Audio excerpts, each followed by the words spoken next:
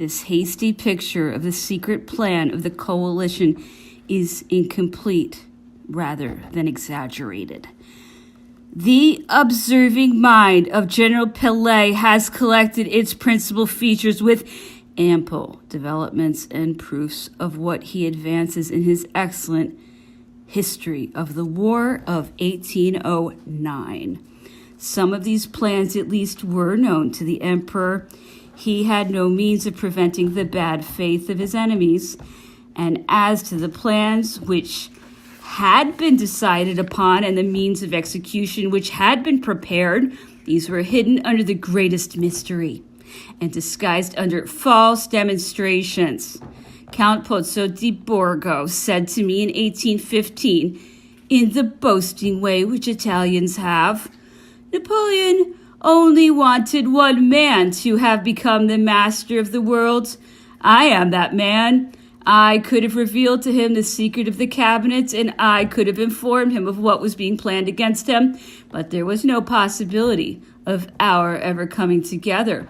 If he had got me into his hands, he would have had me hanged as soon as he had found out who I was.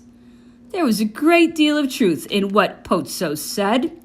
As a matter of fact, Austria's future defection, which took place in 1813, had been decided in petto on the day on which this power signed the Peace of Vienna, which in reality was only a truce, as were all the treaties of peace signed by the coalition. The result of the marriage was only to suspend the effect of these hostile feelings. The House of Austria, which owes its aggrandizement to matrimonial alliances, hoped to recover possessions of the provinces which it had lost by this means, its hopes not having been realized by the sacrifice of one of its archduchesses. Napoleon could no longer rely on it. Victory had consecrated the adoption of the master of France into the Society of Kings, but the kings had protested against his admission amongst royal dynasties. They hoped to be able to cast him out from amongst them sooner or later. With them, it was only a question of time. There is where the danger lay for Napoleon. He thought himself sufficiently strong to defy this danger, which meant that he condemned himself to the performance of constant prodigies. He never could believe that the sovereigns of Europe would overthrow him, for he considered that his ruin would be contrary to their interests as best understood. They had no longer reason to fear that he would let loose public passions. England's hatred, England's gold, and England's intrigues aroused their dynastic pride and kept alive amongst the kings by their ministers and by their aristocracy, blinded them to their true interests. More than one amongst them regretted it after the fall of the emperor. Some say they wished to prevent it. It is difficult to believe in the sincerity of these assertions, for their organs have revealed what they did towards this alleged purpose. The League then was general. It would have unmasked itself as early as 1809 if Austria had been able to surprise us, as she hoped to do.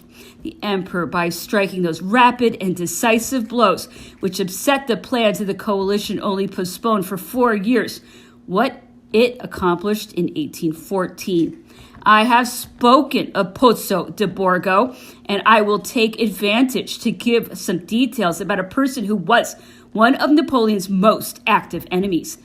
I hold them in part from Count Pozzo di Borgo himself.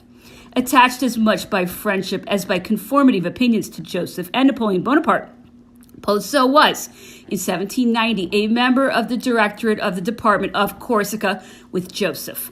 Pozzo's abandonment of the French party separated them when the English occupied the island where Lord Eliot commanded in the capacity of viceroy. Pozzo accepted employment at their hands and rendered them service. The Corsicans having shaken off the British yoke, Pozzo, who had drawn upon himself the hatred of his countrymen, finding it no longer safe to remain in the island after the departure of his protectors, followed them in their retreat and took refuge in England. Lord Eliot having been sent shortly afterwards to St. Petersburg. Pozzo accompanied him. The English minister entrusted him with several missions to the Emperor of Russia, who appreciated his spirit of intrigue and his talents. The English do not like foreigners.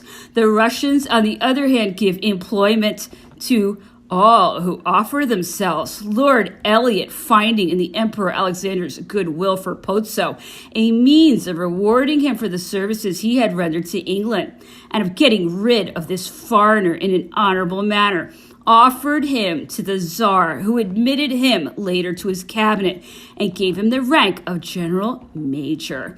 This turncoat, this protege of the English, having by his past conduct rendered all return to the fatherland impossible, what reasons had he not to persevere in the way on which chance had placed him?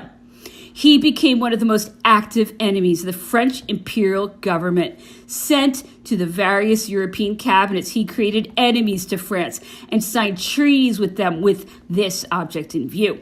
Pozzo di Borgo found himself in 1809 in Austria, charged with a secret mission. At the time of the occupation of Vienna, he followed the court to Buda.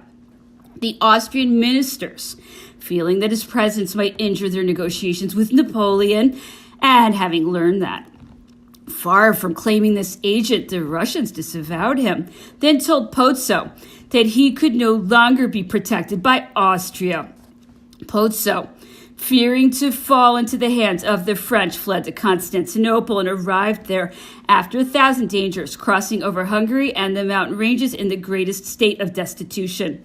I will add to the details which I have given of Count de Borgo what was said about him to the Count d'Orsay, from whom I learned it by the late Marquis Wellesley, the eldest brother of Lord Wellington, who at that time was head of the English cabinet. Pozzo di Borgo, having escaped from Austria, repudiated by the Russian cabinet, retired from Constantinople to Odessa, where he wrote a pamphlet on the politics of the time.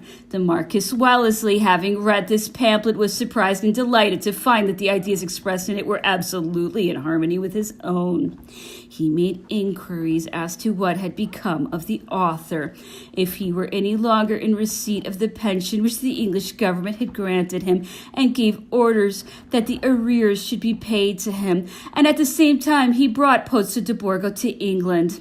Struck by the interest of this conversation and the originality of his views, the Marquis would not allow so valuable an agent to remain without employment. In consequence, he sent him off to Russia with very warm letters of recommendation. Pozzo decided that he could do nothing better than to take up his cross once more and forget his grievances. He became more than ever the âme damnée of the Russian government and the coalition. He resumed his diplomatic missions with a renewed ardor and was especially employed in the last campaign. It was he who contributed in pushing on the Russians to Paris in 1814. He had promised them that it was in his power to open its gates for them. The secret understanding on which he had counted having failed him, his perplexity was extreme, and he passed the most critical night of his life before Paris. His head was at stake if his promises could not be realized. On the morrow he triumphed as he joined in the procession of the sovereigns on their entrance by the Pantin Gate. Grand Duke Constantine came up to him and said, "Pozzo, it's a happy day for you. If we were not here, you would be hanging." The Empress had arrived on French territory, and her journey from Strasbourg to Compiègne was one of continual ovation. Almost at every place where she stopped, she found an officer or page of the imperial household with letters to her from the emperor. At Strasbourg, she saw Count Metternich, who was on his way to Paris. At Vitry, she received Prince Schwarzenberg and Countess Metternich, who started back to Paris, whence they had come after having been presented to her. The emperor had given orders that during the journey, news of the princess should be sent to her father every day. Napoleon remained alone at Compiègne for a week. He had the apartment intended for the future empress fitted up and presided in person over the arrangements which he thought would please her best. He approved or modified what was being done, hurrying on the preparations for the reception which he intended to give her, and writing to her with his own hand every day. When Marie-Louise had set foot on French territory, Napoleon sent bouquets of the most beautiful flowers with his letters, and sometimes game which he had shot. He was delighted with the answers which he received from her, many of which were very long. These answers were written in good French and expressed sentiments marked by delicacy and measure. It may be that the Queen of Naples assisted in their composition. Napoleon's sister used also to write letters to her brother full of details which interested him greatly. The emperor, being pressed by his other sister, Princess Pauline, who was a well-known authority on matters of elegance and good taste, had consented to have a fancy dress ornamented with embroidery made by Leger, who was then the most fashionable tailor. Napoleon tried it on, but did not feel at ease in it. The cut of the coat and the white cravat which was worn with it did not suit his taste and deprived him of his usual ease of manner. The uniform which he always wore and a black cravat were the only things which suited him, perhaps because one was accustomed to see him always dressed in a military uniform. However it may be, the emperor only once wore the costume which Princess Pauline had advised him to have made. He went back to the blue uniform, turned up with white, which he used to wear on Sundays and feast days, reserving the green coat of the light cavalry of the guard for ordinary days. Tents had been put up 2 leagues from Soissons, and access to these was gained by 2 inclined planes, one on the Soissons and one on the Compiègne side. According to the ceremonial, which had been decided upon, the emperor was to leave Compiègne with the princess and princes of his family. The grand officers and the officers of the household preceded and followed by detachments of his guard. He was to pass through the first tent on the Compiègne side, whilst the empress was to pass through the tent on the Soissons side. The 2 spouses were to stop in the middle tent before an ottoman footstool, on which the empress was to bend down to be immediately raised by the emperor, who would embrace her. After this, both would enter a carriage with 6 places, together with the princesses. The 2 processions would then unite and form themselves into one. This ceremonial was not observed, the emperor having received a letter from the empress in which he was informed of her departure from Soissons. He decided to go and meet her at once. He ordered an open carriage on which no armorial bearings were painted to be got ready, entered it with the King of Naples, and preceded by one solitary outrider, started incognito from Compiègne. He sent for me, and when I arrived, I found him already seated in his carriage with the King of Naples, Murat, by his side. He ordered me to open all dispatches which might come for him and to keep them. He told me that he was going to meet the emperor, said he would be back in the evening, and ordered me to keep the object of his journey secret. He returned to Compiègne, as he had said, at 10 o'clock in the evening in fearful weather. He had fallen in with the empress's procession some league beyond Soissons. Napoleon had approached her carriage without being recognized, when the equerry named him and put an end to his incognito. He then entered the empress's carriage, where the Queen of Naples was sitting, and ordered that instead of staying at Soissons, the carriages should continue to Compiègne. There the rumor had got abroad that the empress was to arrive that same evening. Illuminations were prepared in haste, the triumphal arches were adorned, and the whole population in crowds went, in spite of the bad weather, to meet their majesties. The court and the galleries of the palace, which were open to the public, were filled with the curious. At 10 o'clock, the cannon announced the arrival of the procession, which crossed the avenue rapidly by torchlight. The princes and princesses who were waiting where the carriages stopped were presented to the empress by the emperor. The authorities of the town were assembled in the gallery, and a group of young girls presented to Marie-Louise an address and flowers.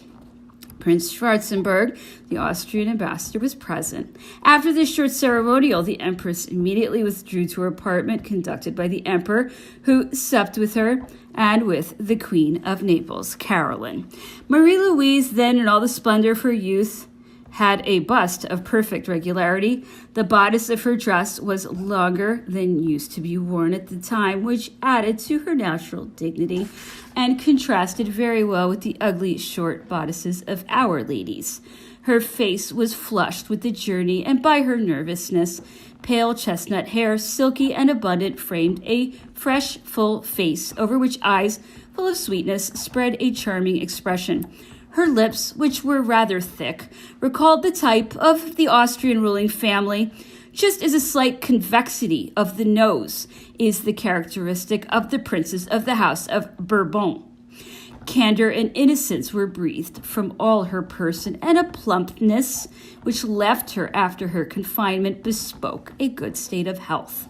Napoleon imitated Henry IV towards Marie de Medici under similar circumstances. An apartment had been prepared for the emperor at the chancellor's house, but his impatience preventing him from submitting to this part of the ceremony, he did not leave the palace, which left a free field for conjecture. The first introduction of the new empress into the interior of the palace took place the next day in the emperor's cabinet. Did he mean to show her by this that he initiated her into his entire confidence, or did he consider that his workroom was the most important room in his house? It was thus that I was amongst the first who had the honor of presenting my respects to the Empress Marie-Louise. At 1 o'clock took place the introduction of the ladies and gentlemen of the household who had not taken part in the journey from Braunau, and these took the oath of allegiance. Then came the generals of the guard, the ministers who were at Compiègne, the chief officers, and the ladies and gentlemen in waiting who had been appointed to be in attendance during the journey from Compiègne.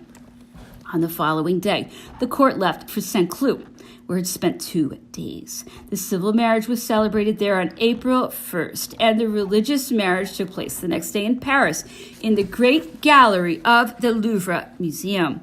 The cardinals who had been present at the civil marriage, with 2 exceptions, refused to be present at the religious marriage, alleging in justification that the only reason of their absence was that the Pope had refused to grant a dissolution of the first marriage.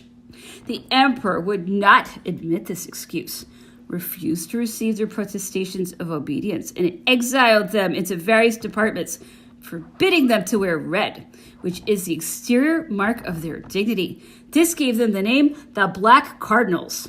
On the morning of the day of the celebration of the religious marriage, the emperor was present at the empress's toilet. The ladies in waiting, 2 French and 1 Italian, and the mistress of the robes placed the crown on the empress's head in his presence. A decision had been made by the emperor concerning this crown in the following words: on the day of the marriage, the empress will wear the coronation crown, which is not handsome, but which has a particular characteristic, and which I wish to attach to my dynasty. This crown will only be worn at the very greatest ceremonies. In ordinary ceremonies, the empress will wear the closed diamond crown, which has no characteristic, and which I am having made for her with the crown diamonds. On the day after the marriage, she will wear the closed diamond crown at her reception. Napoleon, given at Compiègne, the 25th of March, 1810. Public rejoicings took place in the park of Saint-Cloud after the civil ceremony. There was a general illumination. The fountains played under the torchlight, and there were repeated salvos of artillery fired at the invalids in Paris. Immense crowds took part in these rejoicings in spite of the rain.